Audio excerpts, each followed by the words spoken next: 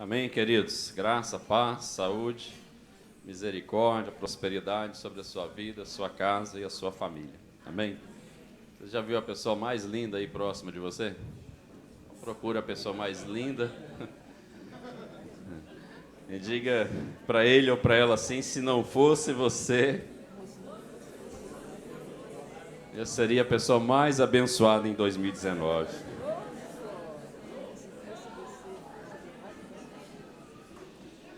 Glória a Deus, queridos. Estamos aí servindo ao Senhor com alegria, satisfação, empenho, motivação, porque Ele é o nosso Deus, né? Ele é digno de toda honra e de toda glória. É a Ele que nós exaltamos e glorificamos. É a Ele que nós prestamos o nosso culto de louvor e de adoração. E é por Ele que nós estamos aqui. Estivemos aqui de manhã, foi um culto assim maravilhoso. No mês de janeiro nós estamos tendo os cultos, né? Escola bíblica, e está acontecendo um culto aqui na igreja, e tem sido assim maravilhoso. Se você não veio ainda, há oportunidade para mais 2 domingos. Aliás, o último domingo vai ser mais especial ainda, né, pastor? O pastor João vai estar falando a respeito de um pastor que vai estar conosco. No último domingo de janeiro nós vamos ter um culto só, e nós vamos ter um domingo com Jesus. Vai ser maravilhoso. Depois da mensagem a gente vai estar falando mais sobre isso. Mas você já fica antenado, convide alguém para a gente passar um dia aqui louvando ao Senhor e fechar com um culto só, com um testemunho de um pastor assim maravilhoso. Amém? Abra sua Bíblia aí no livro de Salmos, capítulo 90. Desde o início do ano, aliás, desde o final do ano, esse texto tem sido assim, tem batido no meu coração de uma forma muito forte. Esse texto tem sido a referência para mim em 2019. Ele vai caminhar comigo em 2019. E um dos versículos aqui, que é o versículo 12, tem sido assim realmente algo que tem chamado muito a minha atenção. E eu quero que também chame a sua atenção e ele seja uma referência para você também em 2019. Mas abre a Bíblia, então vamos ler. Livro de Salmos, capítulo 90. Senhor, Tu tens sido o nosso refúgio, de geração em geração. Antes que os montes nascessem e se formassem a terra e o mundo, de eternidade a eternidade, Tu és Deus.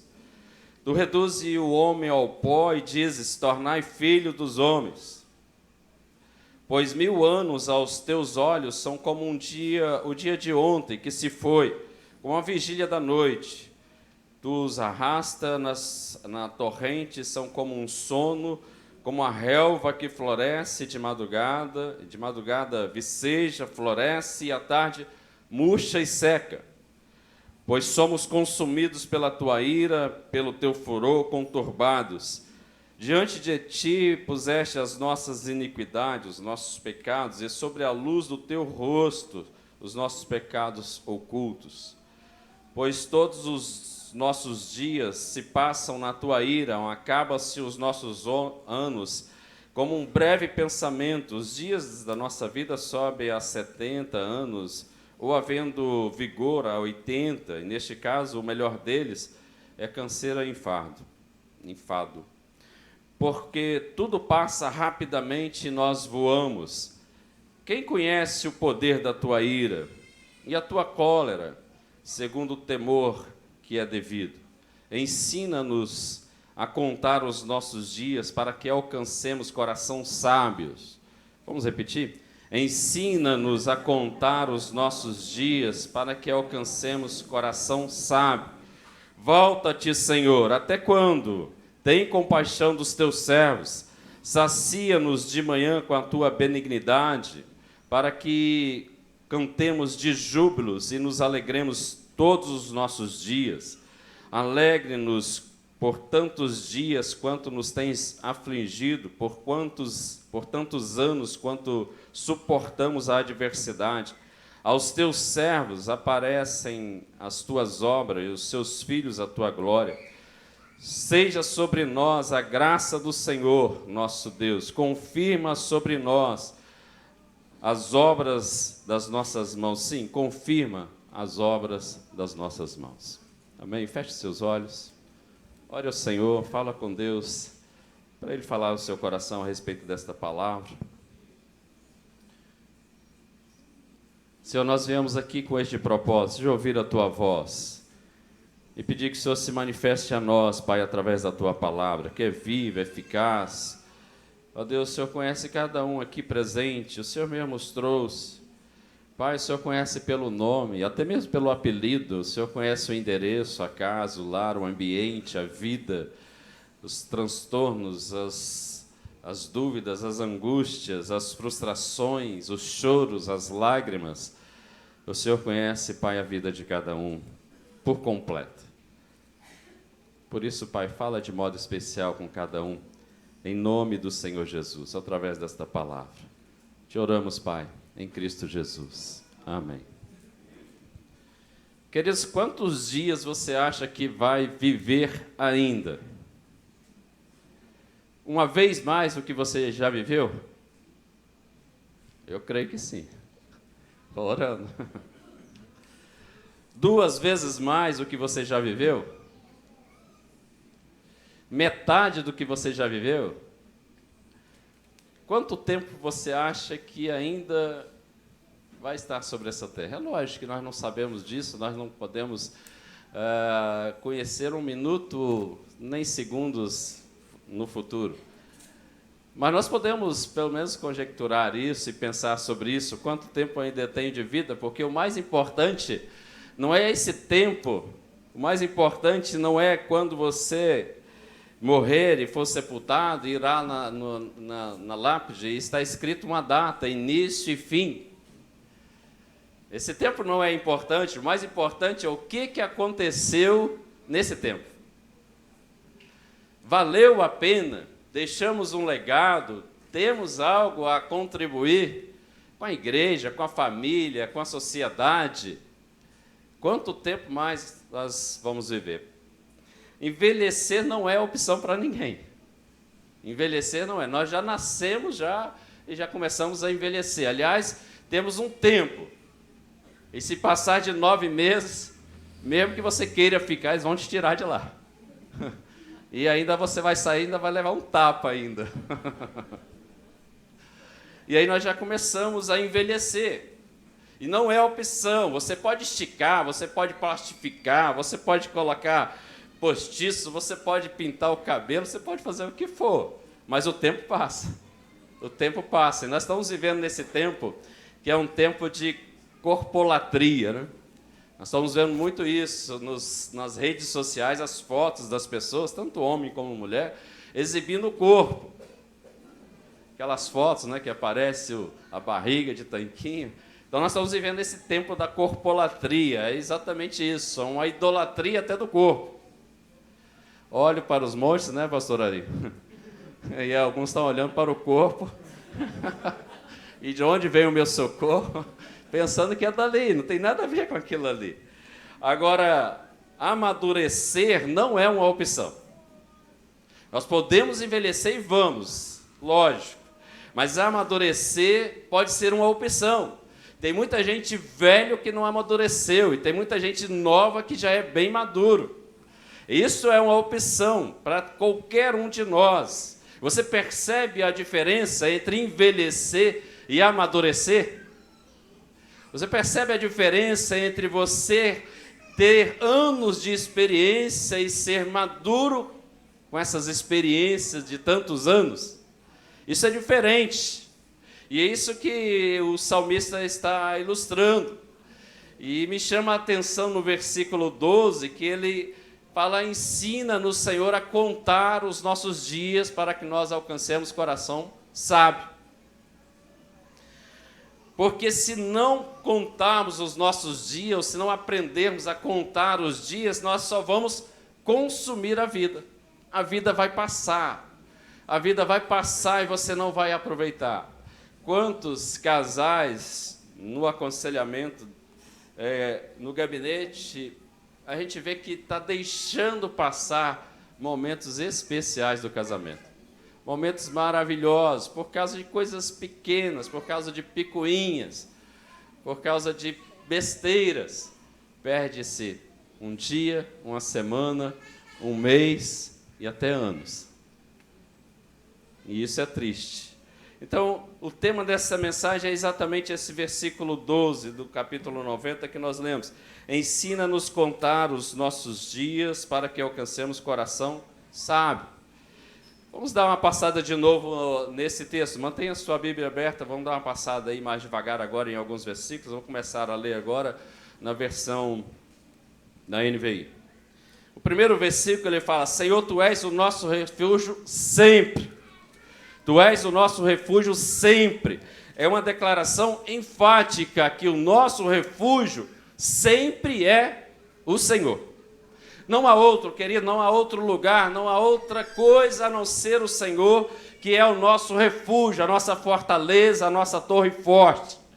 Ele é o nosso refúgio sempre, de geração em geração. O versículo 2, ele fala da grandeza de Deus, antes que nascesse os montes e criasse a terra e o mundo, de eternidade a eternidade, Tu és Deus. Deus é eterno, Deus não tem início e nem fim, Ele é o alfa e o ômega. Ele é esse Deus.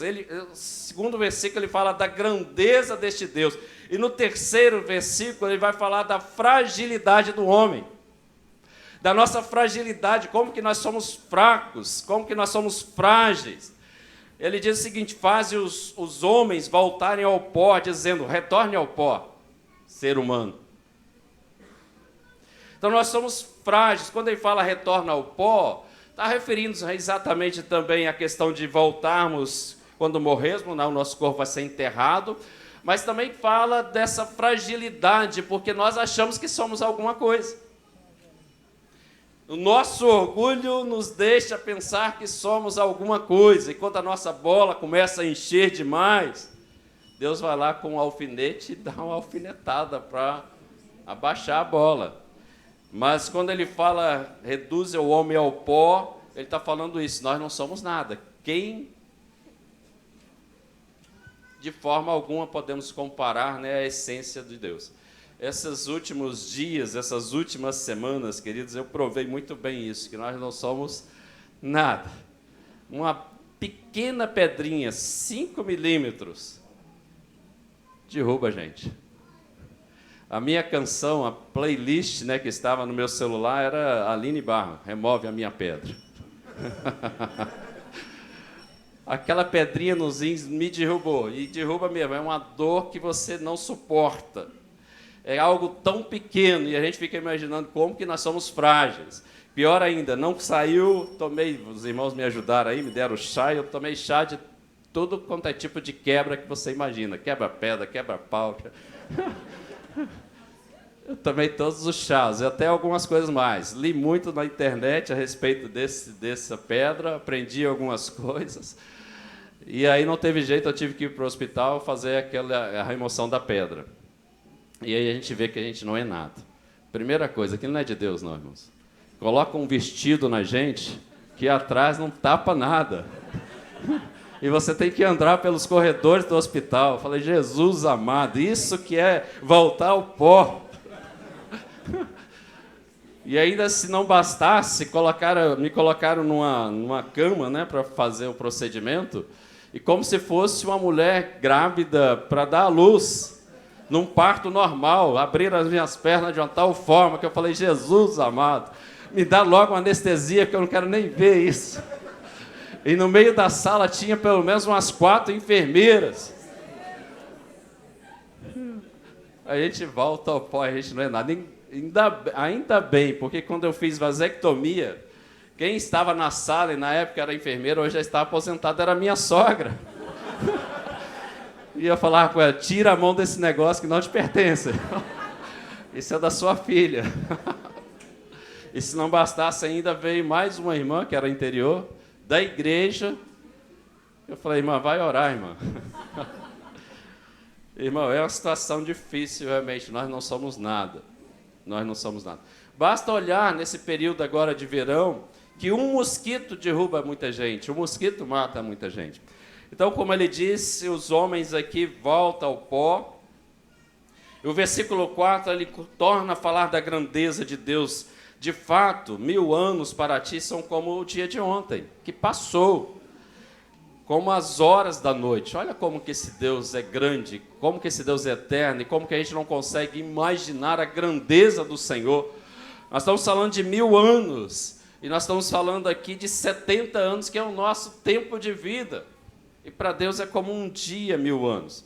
E ele continua, versículo 5, como a correnteza tu arrasta os homens, volta a falar da fragilidade, né, do homem, são breves como o sono, são como a relva que brota ao amanhecer, germina e brota pela manhã, mas à tarde murcha e seca. Somos consumidos pela tua ira, pelo teu furor. Aqui ele começa a falar da nossa vida espiritual, do nosso relacionamento com Deus, dos nossos pecados. Ainda que estejam escondidos as 7 chaves, ainda que eles sejam ocultos, que só você sabe, ainda que eles sejam algo que você nem imagina, Deus sabe, e Deus conhece até os seus pensamentos. Deus conhece até os seus pensamentos. Eu ouvi de uma pessoa falando de um pastor, e é um pastor bem, um homem de Deus, mas ele sempre teve vontade de provar uma caipirinha. Sempre. Não era para beber, mas era para provar e saber o gosto. E aí ele fez uma viagem para longe, foi para lá no norte, lá no Amazonas. Chegou lá e falou, agora olhou para um lado, não tem ninguém aqui, é só eu. E ele foi almoçar. E agora eu vou provar esse negócio.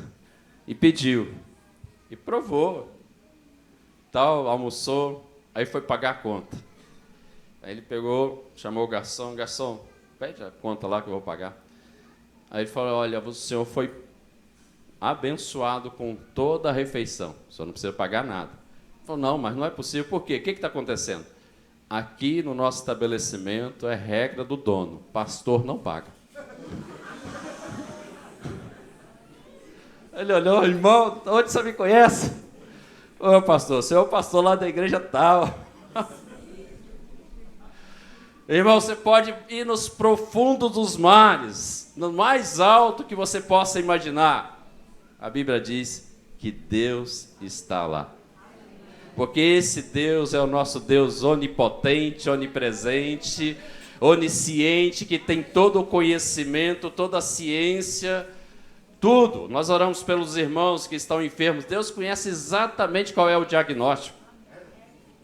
Deus sabe, queridos, qual é o diagnóstico. E ele continua, versículo 8, conhece as nossas iniquidades, não escapam os nossos pecados, secreto à luz da tua presença, todos os nossos dias passam debaixo do teu furor e vão como um murmúrio. Os anos da nossa vida chegam a 70 ou a 80, para quem tem mais vigor. Entretanto, são anos difíceis, cheios de sofrimentos, pois a vida passa depressa e nós voamos. Você já viu uma pessoa aí, talvez alguns fora da regra, mas 80 anos, 90 anos, para atravessar uma rua como a nossa aqui em frente. O carro pode estar vindo lá no terminal, e vai esperar o carro passar primeiro. E vai tentar atravessar a rua. Porque depois dos 70, 80, começa a aparecer tanta coisa, queridos, que é como ele diz, é sofrimento. É sofrimento. E ele continua, quem conhece, versículo 11, quem conhece o poder da tua ira? Aqui é uma resposta que nós não temos. Ninguém conhece o poder da ira do Senhor. Ainda que Davi orou e diante de uma situação, ele escolhe cair na mão do Deus vivo, por causa da misericórdia de Deus. Mas ninguém conhece, nós, homens, seres humanos, não conhecemos a ira do Senhor, porque basta Deus piscar os olhos, estralar os dedos, e Ele acaba com tudo. Basta Ele querer, basta uma palavra, da mesma forma como Ele formou tudo, uma palavra, Ele pode nos exterminar, porque todo o poder está na mão do Senhor. E o versículo 12, ele diz, ensina-nos a contar os nossos dias para que alcancemos um coração sábio. Volta-te, Senhor, até quando será assim? Quem escreveu este salmo foi Moisés, como está aí no título. E olha que Moisés, ele viveu 120 anos. Os primeiros 40 anos de Moisés foi no Egito, sendo ensinado pela melhor escola do mundo, a Harvard da época. Então ele foi ensinado ali 40 anos, com toda a ciência que havia na época de melhor. 40 anos ali no Egito, ele achando que era alguém.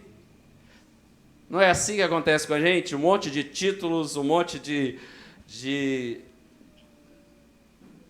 diplomas, de patentes, e aí nós achamos que somos alguém. Pelos nossos títulos, pelas nossas patentes, pelos nossos diplomas. Moisés, os 40 anos dele primeiro foram assim. Daí aconteceu aquele episódio que ele matou o egípcio, né, que estava maltratando o hebreu, e ele teve que fugir. Daí para frente, então, foram mais 40 anos no deserto, aprendendo que ele não era ninguém. É lógico que toda a formação, que toda a instrução, nós temos que ter. Quando ele fala, ensina-nos a contar os nossos dias, buscar um coração sábio, nós precisamos dessa sabedoria também intelectual, nós precisamos buscar conhecimento, formação, mas isso não é nada diante do nosso Deus, isso não pode ser aquela corpolatria que isso tira Deus do primeiro lugar da nossa vida. Então, 40 anos ele começa a aprender a ser alguém no deserto, lá em Midian, junto com seu sogro, aí que Deus aparece a ele, falando que ele vai libertar o povo no Egito. Os próximos 40 anos foram libertando o povo no Egito, aí sim, ele aprendendo a ser alguém na total dependência de Deus. Total dependência de Deus, tudo. No deserto, você imagina o que é andar no deserto, 40 anos vendo água saindo da rocha, 40 anos vendo maná caindo do céu, 40 anos vendo uma nuvem cobrindo de dia para proteger do calor, do sol, e à noite aquela nuvem de fogo para aquecer, porque o frio do deserto é intenso. Isso é dependência completa e total do Senhor. E olha, Moisés escreveu os 5 primeiros livros da Bíblia, o Pentateuco. Daí, no deserto também, ele vai e escreve: Senhor, ensina-nos a contar os nossos dias, para que nós alcancemos um coração sábio. Naquela altura da vida, vivendo todas aquelas experiências, todo aquele conhecimento, mesmo assim, ele chega diante de Deus no deserto, levando aquele povo: ensina-nos a contar os nossos dias, Senhor, para que alcancemos um coração sábio. Por mais que a gente busque, essa foi até a palavra da irmã Eliette no último domingo, por mais que a gente busque, por mais que possa parecer que estamos cheios, Deus pode nos encher mais. Deus pode fazer mais se nós abrirmos o nosso coração. Esse é o contexto, então, desse Salmo 90 que Moisés escreveu, conduzindo o povo no deserto. Então, quando chega nesse versículo que ele fala: até quando, Senhor? É um momento, na verdade, não é um momento de luta. O Salmo foi escrito no momento de luta. Volta-te para nós, até quando, Senhor, será assim? Era momento de dificuldade, era momento de crise.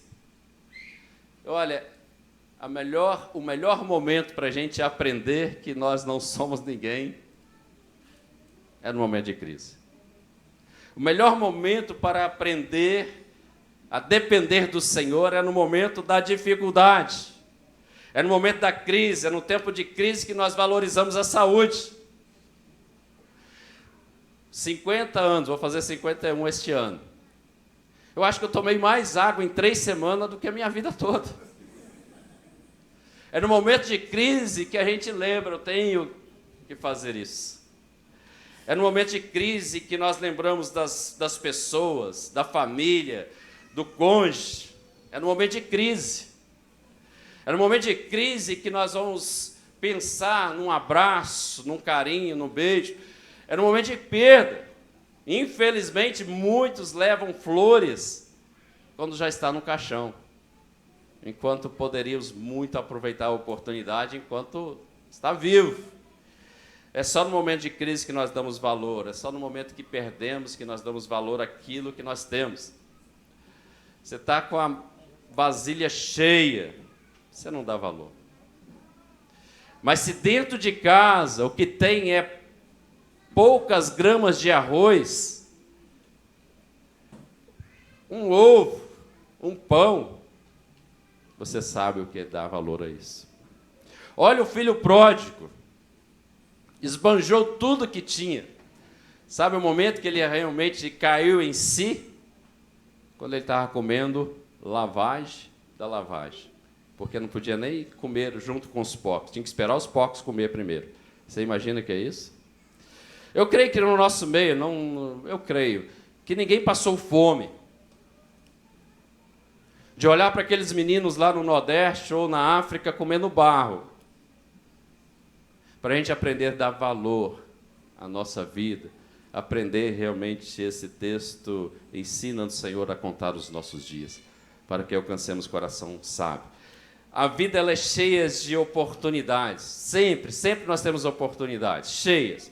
Mas a grande questão é o que nós fazemos com elas. Como que nós estamos aproveitando essas oportunidades? Nós tivemos aqui no Congresso de Casais, no ano passado, o pastor Simon, ele falou algo que até hoje ficou marcado no meu coração. Ele falava a respeito dos sacerdotes e algumas leis de Deus para eles, e uma delas era não ruquear. O sacerdote não podia ruquear. E a gente foi ver com ele o que era isso. Quer dizer, antes mesmo do filme do Hulk aparecer, já estava na Bíblia. O Hulk, quando ele fica nervoso, o que acontece? Ele cresce e rasga a camisa. O sacerdote não podia rasgar as vestes. Ele não podia ficar nervoso. Na verdade, o que ele estava falando era, não podia dar piti. E quando a gente dá piti, a gente está ruqueando. E quantas das vezes dentro da nossa casa nós estamos dando piti? Isso tira a nossa alegria, tira a paz, tira os momentos maravilhosos, perdemos o momento de um abraço, de um beijo, ou até um momento mais calente. Então, muitas oportunidades nós temos, todos os dias. Eu quero ler uma carta, eu vou ser até breve na leitura aqui.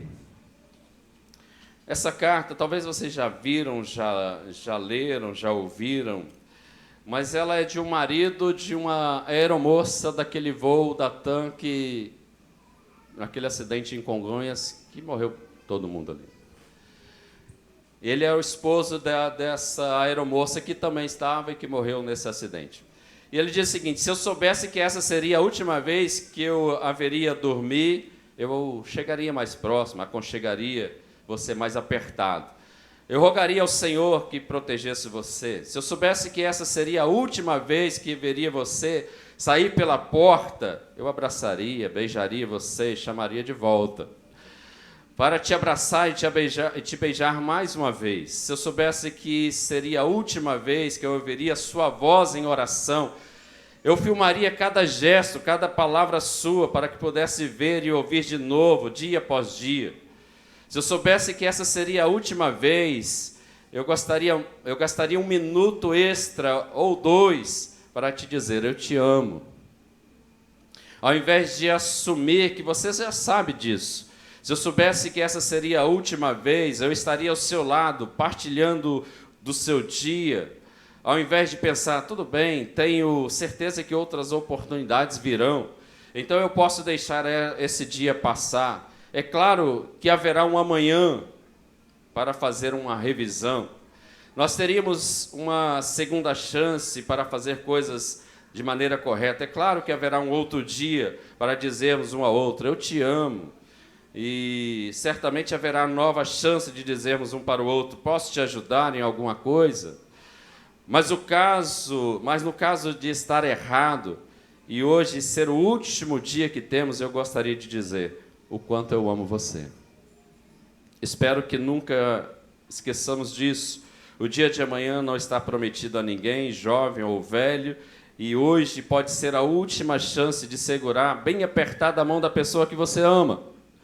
Você está esperando pelo amanhã, porque talvez não possa acontecer.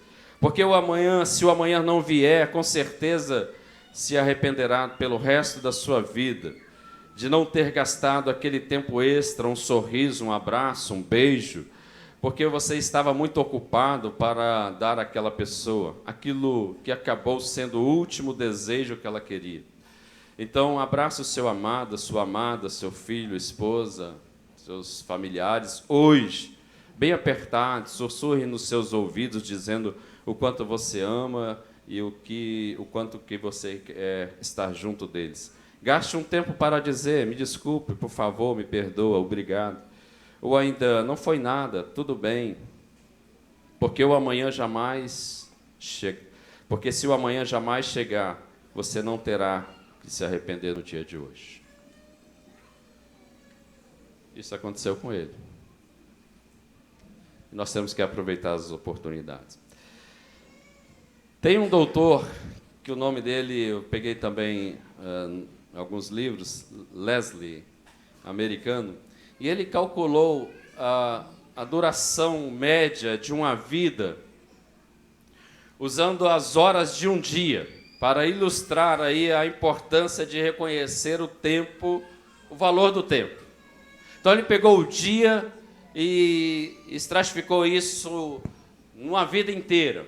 Então ele diz o seguinte, ele concluiu que a sua idade, se a sua idade é 15 anos, quem tem 15 anos? Tem ninguém de 15 anos para baixo? Se a sua idade é de 15 anos, o horário da sua vida é 10h25. Se a sua idade é 20 anos, o tempo é 11h34. Se a sua idade é 25 anos, o horário é 12h42. Quem tem 25 anos? Se você tem 30 anos, seu tempo é 13h, né? 13h51. Se você tem 35 anos, a hora é 3h. O dia já está quase acabando. Se você tem 40 anos, a sua hora é 4h08. Aos 45 anos, o tempo é 5h15. Chegou em nós agora. Se você tem 50 anos, já é 18h25. Jesus, está passando muito rápido. Já escureceu. É horário de verão, né? Um lembrou aí. É melhor. Aos 55 anos, o tempo é 19h24. 60 anos, 20 horas, né? 20h42. 65 anos, 21h51. 70 anos, chegou 11h da noite. Só falta 1h. Olha para o seu irmão e dá um sorriso para ele. Fala, ei, irmão, vigia.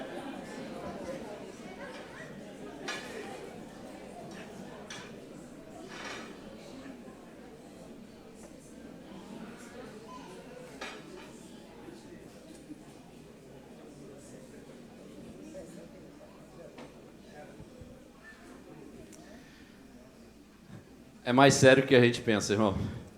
Temos que aproveitar as nossas oportunidades. Então, esse texto, como eu falei no início, ensina a contar os nossos dias. Isso tem que ser uma meta para nós nesse ano de 2019, não só 2019, mas para o resto das nossas vidas, né?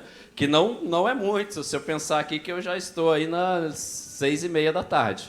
Então, nós temos que realmente pensar nesses dias para alcançar um coração sábio. Efésios 5:15 ele diz, portanto, tenha cuidado com o modo que você vive.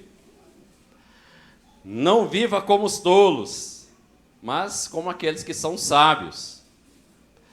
E aí tem uma parábola em Mateus 25:14-31, que é a parábola dos talentos. Que Jesus conta esta parábola. É a história de um homem que viajou E ele deixou o seu dinheiro com os servos. E isso era uma coisa até comum, não era nada de incomum. Isso acontecia até com frequência naquela época. A pessoa tinha uma propriedade, um bem, valores, então ele tinha muitos criados, eles tinham muitos servos. E quando viajava, ficava um desses servos, ou mais de um, cuidando dos negócios dele. Isso era comum, e eu creio que acontece até nos dias de hoje. O proprietário, então, ele ia à viagem e deixava a autoridade, né, para essa pessoa, um funcionário-chave, que tinha como equivalente uma procuração de toda aquela propriedade que ele ia tomar conta.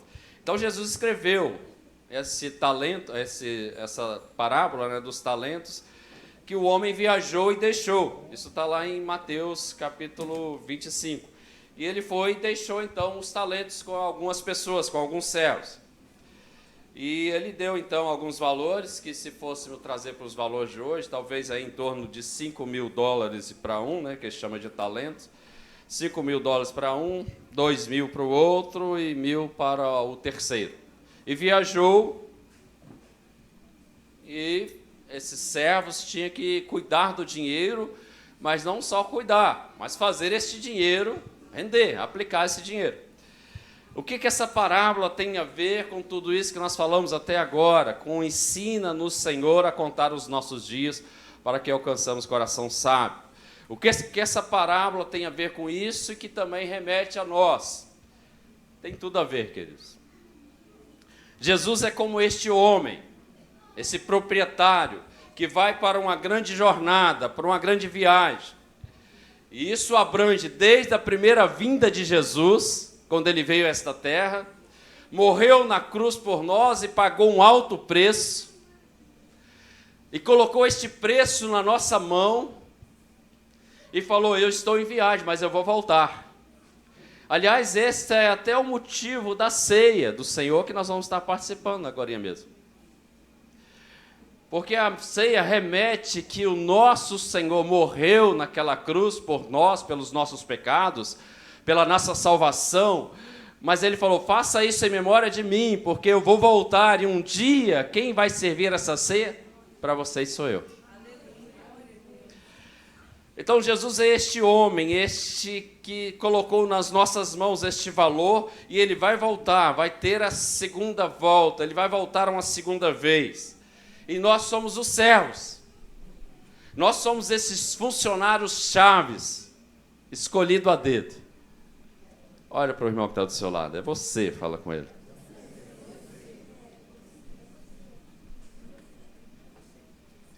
Então ele colocou nas nossas mãos, nós devemos pegar este valor e agora trabalhar com este valor. Usar este valor para a glória do Senhor. Isso remete exatamente a esse texto, ensina-nos, Senhor, a contar os nossos dias, para que alcancemos coração sábio, porque no Novo Testamento, a palavra que frequentemente era usada para escravo, para servo, no grego é doulos. No grego é doulos. E o que significa esse doulos? Que é um termo que descreve este servo, este escravo. O doulos era alguém que era um escravo, que era um servo, mas que foi libertado. Ele foi libertado. A carta dele de alforria já foi dada, já foi assinada. Mas, pelo amor ao seu Senhor, ele decide permanecer servindo. Ele não quer sair da presença do seu Senhor. Ele não quer sair da presença do seu mestre, mesmo que ele tenha agora liberdade para fazer o que quiser da vida dele. Mas ele decide, o dolo, ele decide ficar e servir por amor. Eu vou ficar e vou servir por amor. Então o servo ficou tão agradecido com o perdão, tão agradecido pela dívida que foi paga, que ele escolheu voluntariamente servir. Isso tem a ver com você? Isso tem a ver com a sua vida? Você é um dolo? Esse servo que ficou tão agradecido pelo que Jesus fez na cruz, derramando o seu sangue, pagando um alto preço, e você agora tem total liberdade para fazer o que quiser da sua vida, sair, fazer o que quiser, mas a determinação, a decisão é: Senhor, para onde irei, se só o Senhor tem palavras de vida eterna? Para onde nós vamos, se não servir ao Senhor? Para onde nós vamos? O que Cristo pagou, o que Jesus pagou, era algo impagável. Nós temos total liberdade, mas nós decidimos ser doulos, ficar na presença do Senhor e servir ao Senhor com amor, com coração, não por aquilo que Ele pagou e fez, mas porque nós servimos a este Deus que é todo-poderoso. Não tem outro lugar para nós. Agora nós devemos tornar estes servos voluntários, servos por amor, porque nós queremos estar na presença do Senhor Jesus. Nós reconhecemos que Ele incutiu em nós dons e talentos, e esses dons e talentos que estão nas nossas mãos não são para serem enterrados, é para serem usados. Cada um de nós tem dons e talentos. Aqui no texto, na parábola, ele deu valores diferentes para cada um. Os talentos, os valores podem ser diferentes, mas a atitude tem que ser a mesma. Dos dois primeiros, que pegou aquele talento e fez render a 100 por um, ele dobrou aqueles talentos. É isso que Deus espera de nós. Essa parábola, o primeiro servo, ele pegou, investiu, recebeu 100%, e duplicou o investimento do seu mestre. O segundo, embora ele tivesse menos, mas fez o mesmo. Já o terceiro não, ele enterrou os talentos.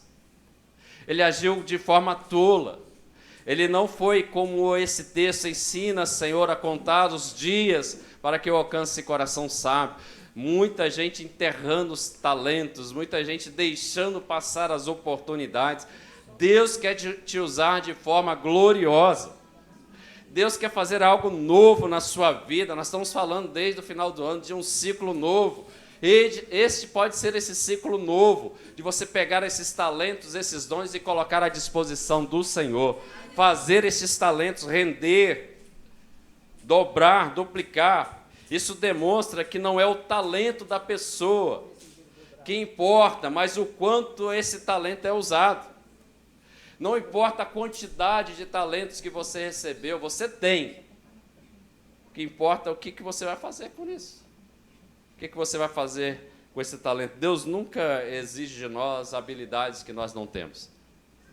Deus nunca exige de nós. Ele pode fazer muito com pouco. Ele pode fazer muito com aquilo que você tem nas mãos, que você acha que não é nada. O que Davi tinha na mão quando derrubou Golias? Uma pedra. Quanto que vale uma pedra? Nada. Como que Deus potencializou aquilo que Davi tinha na mão? Deus quer potencializar aquilo que você tem na mão. Para de reclamar, murmurar, falar: eu não tenho um carro para ir na igreja, eu não tenho uma bicicleta, eu não tenho uma casa, eu não tenho aquilo. Não olha para aquilo que você não tem, seja agradecido por aquilo que você tem. E abençoe aquilo que você tem. O que Sansão tinha na mão quando ele derrubou 1000 homens? Uma queixada de jumento. Quanto que vale uma queixada de jumento? Será que tem no açougue para vender? Deus quer potencializar aquilo que você tem na mão. A sua vida intelectual, você pode pensar: eu não sou, eu não posso, eu não sou capaz. Desenterra esse talento. Ensina, Senhor, a contar os nossos dias para que alcancemos coração sábio. Quando Deus chamou Moisés, Êxodo 4, Deus perguntou: o que você tem na mão, Moisés? O que ele responde? Uma vara. Quanto que vale uma vara, um pedaço de pau? Nada. Com a vara, Deus libertou todo o povo do Egito. Todos nós temos talentos, queridos, nós temos que desenterrar os nossos talentos e colocar isso na presença do Senhor. Aquele menino, quando chegou diante de Jesus, O que ele tinha na sua merendeira? Quantos pães e quantos peixinhos? Quantos foram alimentados? Deixa Deus usar aquilo que você tem nas mãos. Você pode achar que não é nada, mas Deus vai fazer grandes milagres através da sua vida. Ensina-nos, Senhor, a contar os nossos dias para que alcancemos coração sábio. Então deixa Deus usar aquilo que você tem de talento, não enterre seus talentos, multiplica. Este ano é um ano de multiplicação de dons e talentos no nosso meio. Este ano é um ano que Deus vai usar desde uma criança até o mais velho. Não importa, como falei, o início e o fim, o importante é o que está acontecendo neste meio. Sua vida não pode ser consumida, não pode passar no alento. Você tem que passar por este mundo e fazer diferença, porque você é este doulo, esse servo escolhido, essa pessoa-chave que Deus chamou para ser um instrumento dele na sua casa, na sua célula, na igreja, no seu trabalho, e fazer a obra do Senhor com a autoridade que Ele te deu, com os talentos e dons que Ele te deu. Em nome do Senhor Jesus. Ensina, Senhor, a contar os nossos dias. Como que nós podemos contar os nossos dias? Como que é isso? Se nós humilharmos, se nós reconhecermos que nós não somos nada, que nós precisamos do Senhor, se tomarmos aquilo que Deus colocou nas nossas mãos, que nos ofereceu, se pegarmos esses talentos e colocar à disposição do Senhor, oferecer ao Senhor a nossa vida, a nossa força, o nosso vigor, a nossa sabedoria, certamente Deus vai ensinar a contar os nossos dias. Certamente os nossos dias serão dias melhores, dias vividos com coisas melhores acontecendo na nossa casa, na nossa família, na nossa vida espiritual. Se nós nos dispusermos a isso, colocar diante de Deus a nossa vida, o nosso ser, o nosso coração, se formos fiéis ao Senhor nas pequenas coisas, certamente Deus nos colocará em muitas coisas. Se formos fiéis a Ele, eu prefiro, queridos, tentar, eu prefiro falhar, mas não deixar de tentar. Eu prefiro fazer, mesmo que eu faça errado, mas é assim que nós vamos aprender, é assim que nós vamos crescer. Toda vez que você arrisca, você pode falhar, mas é melhor tentar do que nunca fazer nada. É melhor tentar investir os talentos do que enterrar os talentos. É melhor pensar assim, não vou investir não, não é melhor, né? Não vou investir não, porque eu não sei como que está esse mercado e eu não posso ter rendimentos. Mas se você enterrar aí, a certeza que não vai ter nada, não vai acontecer nada. Se você não se arriscar para ser um instrumento de Deus na sua casa, na sua família, nunca você vai provar o novo de Deus. Se você não tomar uma decisão de se humilhar diante de Deus e falar, Senhor, começa em mim a obra que o Senhor tem a fazer na minha casa, na minha família, nunca vai acontecer nada. Então tem que começar por você. Aproveite as oportunidades, aproveite o dia. Eu não sei qual é a hora do seu dia. Eu não sei se chegou nas 23, alguns aqui já passou até das 23. Mas não importa, aproveita essa oportunidade, aproveita o momento, aproveita esse tempo que Deus está te dando. Aproveita, não adie mais, porque como disse a carta, amanhã nada é certo. Ninguém faz nada amanhã. Ninguém faz nada amanhã, porque o amanhã não chega. A gente faz é hoje. Hoje a gente faz. Vou fazer amanhã. Vou começar o regime amanhã. Vou começar isso. Nunca chega esse amanhã. Se há uma decisão que você tem que tomar, é agora. Se há uma decisão que você tem que tomar de ser este dolo, é agora. Este é o momento. Se há alguma mudança acontecer, tem que começar agora. Se há um 2019 que você tem uma expectativa, não vai acontecer nada se esse talento está enterrado. Então o momento é agora, aproveita a oportunidade, seja produtivo com a sua vida. Não consuma a sua vida, mas seja produtivo com o seu tempo. Aproveita as oportunidades que Deus lhe deu, todas elas. À luz das Escrituras, nós vemos o tempo passar. Ver o tempo passar, aí não há sabedoria. Isso não acontece automaticamente. Isso não vai cair do céu. Essa sabedoria não vai cair do céu.